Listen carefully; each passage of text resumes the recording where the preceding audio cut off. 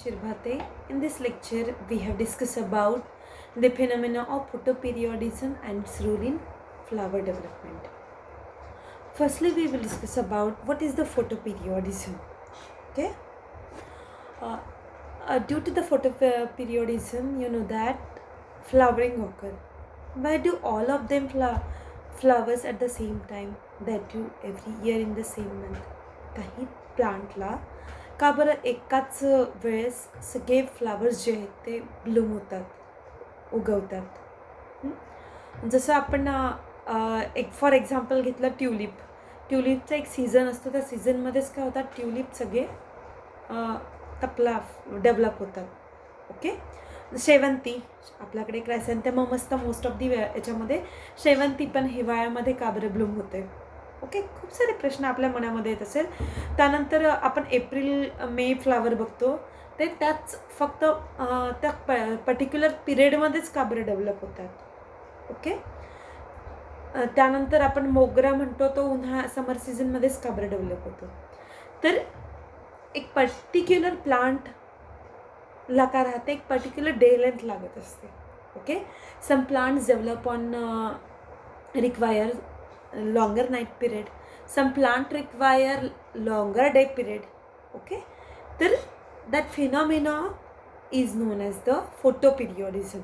Response of plant to a particular day length is known as the photoperiodism. Okay. आपण डिटेल्समध्ये हे बघू.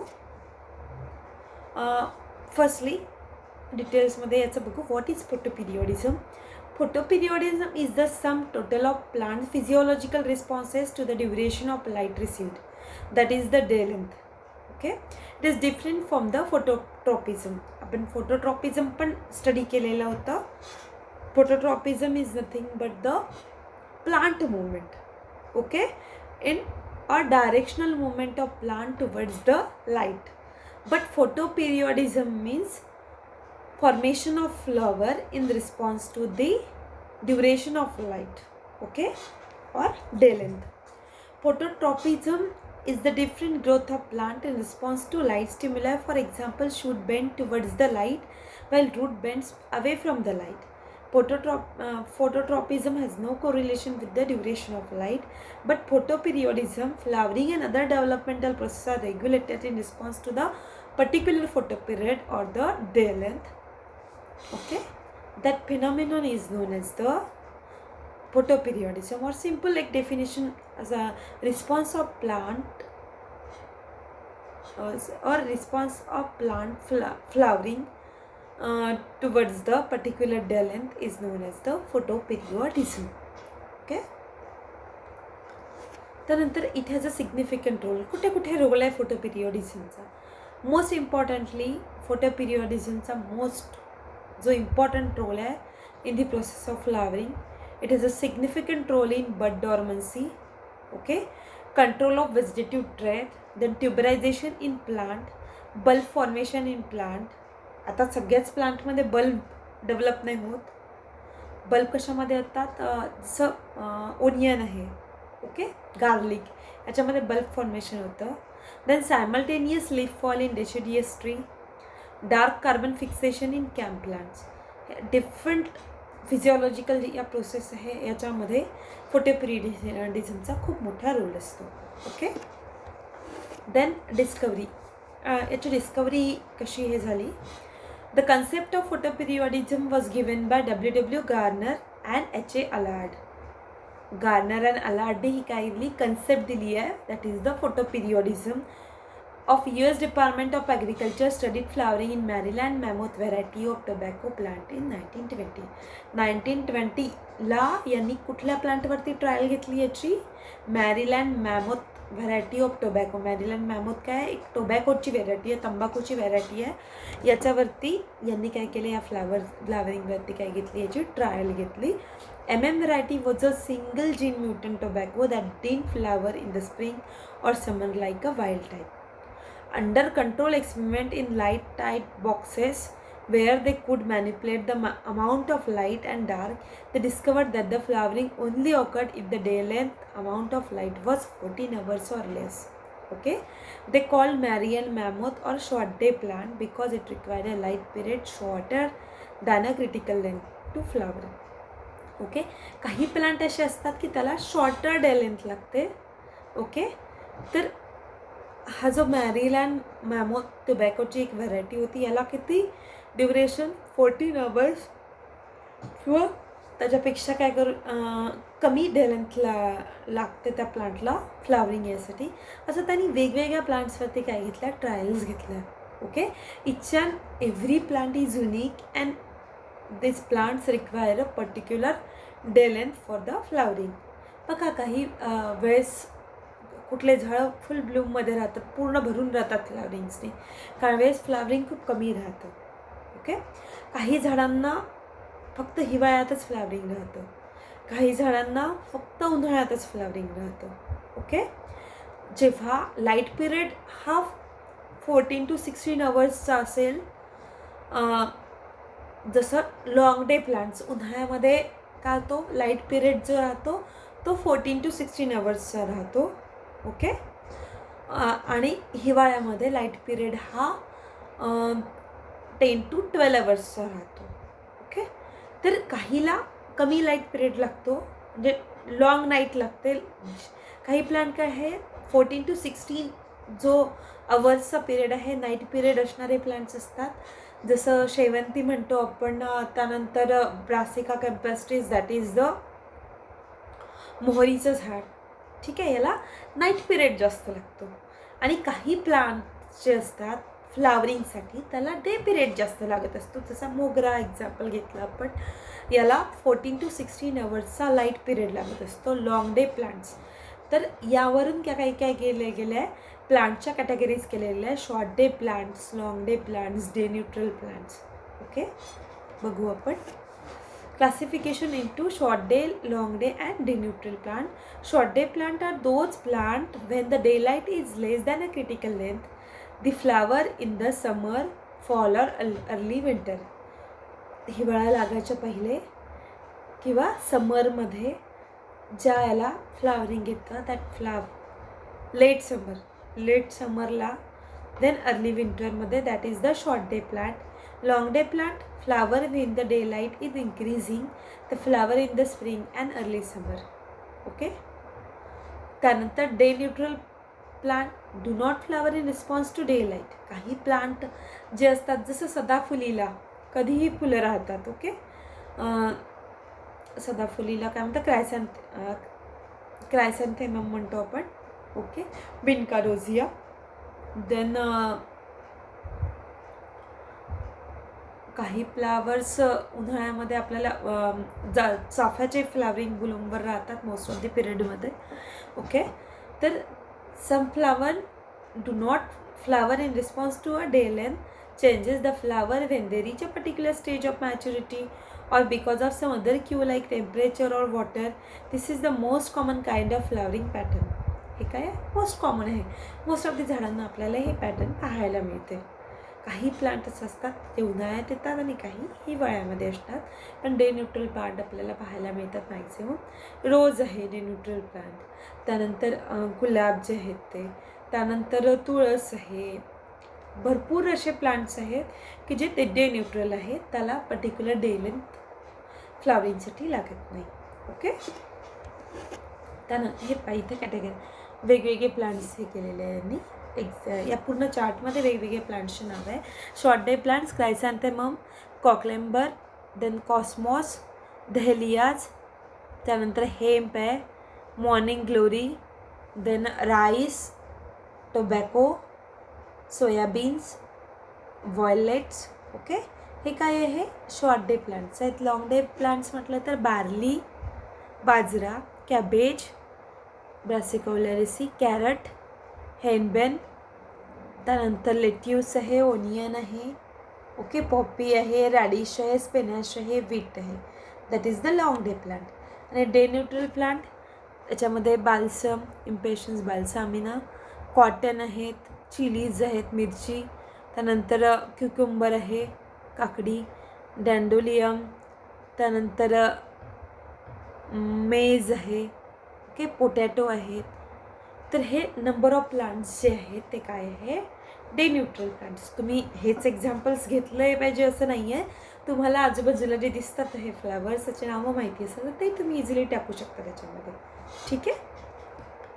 त्यानंतर what is the plant actually measuring, कसं major करत असेल ते day length. Okay. In 1940 it was found that photoperiodism has nothing to do with day length. It is completely dependent on a critical night length. Okay. This finding initially reported from experiments on Cockamber RS. The critical night length for the Cockamber is 8 hours. As long as Cockamber plant has at least 8 hours of continuous darkness, it will flower. क्लॉकिंगभरचं plant तर continuous 8 अवर्सपर्यंत जर darkness म्हणजे अंधार राहिला किंवा night period राहिला तर त्याला काय येतं, फ्लावरिंग येतं. What was originally called a short day plant is actually a long night plant. Short day प्लांटलाच काय म्हणतात, लॉंग नाईट प्लांट पण म्हणू शकतात. If the night is punctuated by light for a few minutes then it will not flower. जर त्या experiment करताना या सायंटिस्ट लोकांनी काय करून पाहिलं, जे काही हे असतो एक डार्क पिरियड त्याला इंटरप्ट करून पाहिला त्यांनी, लाईट पिरियडनी लाईट प्रोव्हाइड करून पाहिला त्या प्लांटला, तर त्याला फ्लावरिंग आलेलं नव्हतं त्या झाडाला. ओके. तिथे कन्फर्म झालं की हे प्लांट्स काय असतात, शॉर्ट डे प्लांट्स असतात, काही लॉंग डे प्लांट्स असतात. Then long day plants are actually short night plants. Similarly what are ones though to be the long day plants are actually short night plants. They flower only when the night is shorter than a critical length. A few minutes of a light during the night will shorten the night length, therefore causing flowering to occur. Okay. Experimental view आहे हा. What must changes to change a vegetative shoot into a flower. कसं flower येत असेल झाडाला. आता खूप interesting आहे, तुमच्या ह्याच्यामध्ये नाही आहे एवढं ते, पण खूप इंटरेस्टिंग आहे की झाडाला फ्लावर येतं कसं. सगळ्यांच्या मनामध्ये क्वेश्चन्स असतात लहानपणापासून की आपल्याला कळीव असतं त्या झाडाला आणि एकदम अचानक फ्लावर कसं होतं त्या झाडाचं. तर बघू आपण झाडाला फ्लावर कसं होतं. व्हॉट इज फ्लावर, फ्लावर काय आहे आणि ते कसं येतं. Following must change accumulation of certain level of biomass so that plant can change from sexual maturity into a sexual mature state, transition towards the flowering. The transformation of the apical meristem functions from vegetative meristem into floral meristem or inflorescence, the growth of flower of individual organs. हे काही असंच नुसतंच vegetative meristem converted into दी floral meristem असं easily होत नाही ती गोष्ट. Actually number of jeans असतात, व्हेजिटेटिव्ह मेरिस्टेम कंट्रोल करणारे नंबर ऑफ जीन्स असतात आणि त्याचं कन्वर्शन मग रिप्रोडक्टिव्ह मेरिस्टेम फ्लोरल मेरिस्टेममध्ये होते. तिथे टोटली जीन चेंज होतात, प्रोटीन्स चेंज होतात. ओके. पिगमेंटेशन तिथलं चेंज होतं. जिथे व्हेजिटेटिव्ह मेरिस्टेम असते तिथे क्लोरोफिल फॉर्मेशन होतं. जिथे रिप्रोडक्टिव्ह मेरिस्टेम तयार होतो फ्लोरल मेरिस्टेम तिथे झॅन्थोफिल किंवा लायकोपिन वगैरे डिफरंट टाईप्सचे जे कलर्ड पिगमेंट्स आहेत ते फॉर्मेशन तयार व्हायला. हे काय आहे, it is the process of set of genes or set of protein involved to convert vegetative shoot into a reproductive shoot. Okay. बघू आपण molecular signals for floral transition कसं होतं हे. त्याला काय देतात, मॉलिक्युलर सिग्नल्स असतात. The following 4 genes in Arabidopsis thaliana possess both common and independent function in floral transition. First, flowering locus TFT, leafy LFY, suppressor overexpression or constant S1 called agamus like 20. Then MADS box type of genes which integrate responses to photoperiod, vernalization and gibberellins. जिथे floral hormones पण hormonal changes पण होतात. जिथे vegetative meristem असतो तिथे auxin formation होतं आणि जिथे रिप्रोडक्टिव्ह याच्यामध्ये तयार होते तिथे सेट ऑफ जीन्स काय करतात, तिथे हार्मोनल चेंजेस करतात.